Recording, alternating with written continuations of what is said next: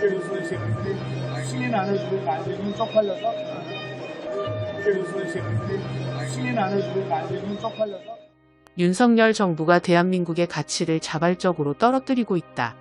극단적으로 말하면 자해 수준이다. 비속어로 보여준 윤석열 외교의 천박함은 그것의 정점을 찍는 것이었다. 불과 얼마 전까지만 해도 대한민국은 소프트파워, 컨텐츠 강국, 코로나 위기 극복 모범 국가, 그로 인해 눈 떠보니 선진국이란 이야기가 자연스럽게 흘러났었다. 세계 각국의 정상들은 앞다퉈 대한민국 대통령과 정상회담을 하고 싶어 했고, 퇴임을 앞둔 대통령은 이례적으로 여러 외교 행사에 초청받곤 했다. 그러나 윤석열 정부 6개월여 만에 이 모든 것이 무너져 내리고 있다. 철로를 이탈해 폭주하는 윤석열 차는 정치, 경제, 문화, 외교 등 어느 하나 빠짐없이 모조리 짓밟으며 역사의 시간을 30년은 좋게 거꾸로 퇴행시키는 듯하다. 특히 우리의 눈살을 찌푸리게 하는 것은 단언컨대 외교 문제이다. 불과 6개월 대한민국은 눈 떠보니 도로 후진국이 되어 있었다. 문재인은 김일성주의자, 김문수 경산오위 위원장? 그렇게 의심하는 사람이 김문수 한 사람뿐인가? 정진석 비대위원장? 양곡관리법은 공산화법이다. 국민의힘? 종북주사파는 협치의 대상 아니다. 윤석열 대통령. 30년 전 발언이 아닌 2022년 윤석열 정부와 여당 인사들의 발언이다. 서해 공무원 사건으로는 전 정부 인사들을 무리하게 수사하며 그 칼끝은 결국 전임 대통령으로 향하고 있고, 대장동 사건으로는 야당 대표 측근들을 구속하며 자신의 정적을 향해 무리한 수사를 감행하고 있다. 지난 6개월 윤석열 정부는 미래 국가 비전을 제시하기는커녕 철진한 색깔론과 검찰, 경찰, 감사원 등을 동원한 사정정국으로 국정을 운영해 나가고 있다.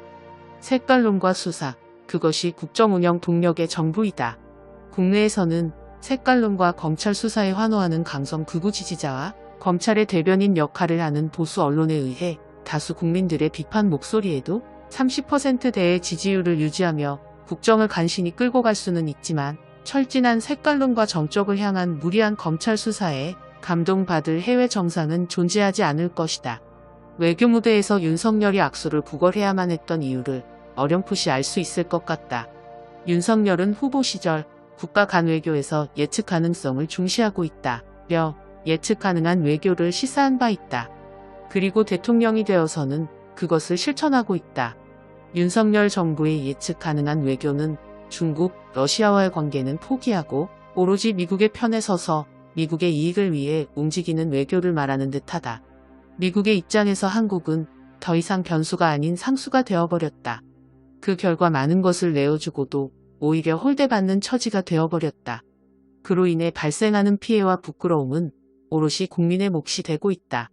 문재인 정부 시절 미국, 중국, 러시아 등 강대국의 패권 싸움에서 난처한 상황에 몰린 여러 국가들에게 균형 외교를 표방한 대한민국은 매력적인 존재였다. 그러나 윤석열 정부는 너무나도 예측 가능한 외교를 한 탓에 그 결과 역시 예측 가능한 당연한 결과들이다.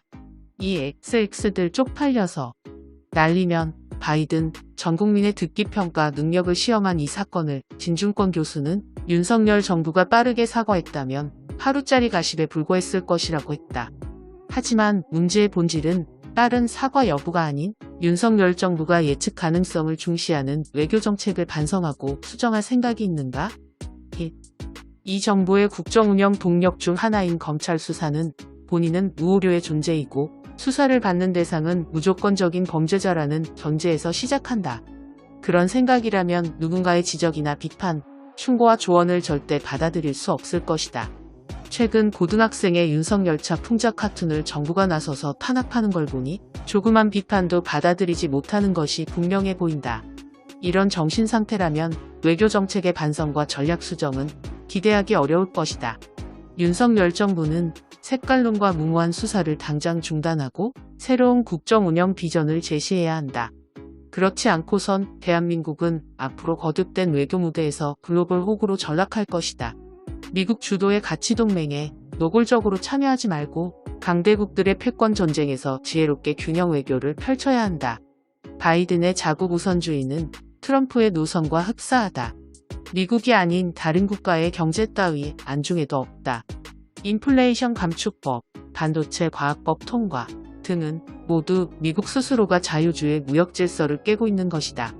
트럼프 때도 미국은 자국 우선주의를 표방했지만 지금처럼 일방적으로 우리 기업들의 피해가 예상된 적은 없었다. 미국에 완전 경도되어 이미 모든 패를 보여준 윤석열 정부의 예견된 결과인 것이다. 일본 또한 미국과 다르지 않다. 윤석열 정부는 현재 일본에게 관계 개선을 요구하고 있다. 거의 바짓가랑이 잡고 매달리는 수준이다. 그러니 아쉬울 것 없는 일본은 한국에 보다 많은 것들을 요구하고 있다. 5년 만에 한미일 연합대 잠수함 훈련이 실시되기도 했다. 독도 앞바다에서 우길기가 펄럭거리고 있다. 유사시 자위대의 한반도 개입을 허용하기 위한 작업의 일환이 아니길 바랄 뿐이다. 지금의 친일 노선을 그대로 이어간다면 일방적인 위안부 합의, 강제징용 문제 등 역사 문제 졸속 처리가 뒤따를 가능성이 높다. 반중 노선은 결국 중국 수출길을 막아 경제 전반에 이르는 타격을 입을 가능성이 높다. 우리가 중국에 90% 이상 의존하고 있는 소재, 부품, 장비 수입도 큰 타격을 받을 것이다. 중국은 우리의 무역 상대국 1위 국가이다. 최대한 화해하고 협력해야 한다. 윤석열의 반중 외교는 상당한 경제적 위험성을 안고 있지만 이 부분을 지적하는 주요 언론은 어디에도 없다. 북한과의 관계도 점점 악화되고 있다. 한미일 연합훈련이 시작된 가운데 북한이 연일 중단거리 탄도미사일을 쏘아대며 지역의 위기감을 한껏 고조시키고 있다. 그동안 북한은 한미연합훈련에 미사일 시험 발사로 응수하는 것은 우발 사태를 부를 우려가 있기 때문에 비교적 신중한 모습을 보여왔다. 그러나 윤석열 정부 들어 연일 미사일 시험 발사로 응수하고 급기야 10월 4일에는 일본 너머로 중거리 탄도 미사일을 쏘아올렸다. 5년 만의 일이다. 부지불식간에 한반도가 전쟁의 중심이 될지도 모르는 상황에 놓여버린 것이다. 윤석열의 비속어 외교는 하나의 경고인 셈이다. 미일에 대한 일방적인 편향 외교는 한국의 경제와 한반도 평화에 아무런 도움이 되지 않는다. 윤석열 차는 철로가 끝나지 않는 이상 멈추지 않고 질주할 것이다. 그 포악하고 잔인한 차가 지나온 철로 위에는 무너진 국가 위상, 찢겨진 평화, 국민들의 피 망가진 경제 등이 자리하고 있을 것이다. 누군가가 브레이크를 걸어야 한다. 대통령이라는 자가 국민의 눈치를 보게 해야 한다. 국민을 두려워하게끔 만들어야 한다. 개인으로는 어렵다. 개개인이 자발적으로 모여 커다란 집단을 만들고 다 함께 목소리를 드높여야 한다. 취임 6개월 여만의 거리에는 윤석열 퇴진을 외치는 수십만의 시민들이 모여들었다. 윤석열 정부는 사정정국에 집중할 것이 아니라 제대로 된 컨트롤 타워를 구축하는 데 공을 들여야 한다.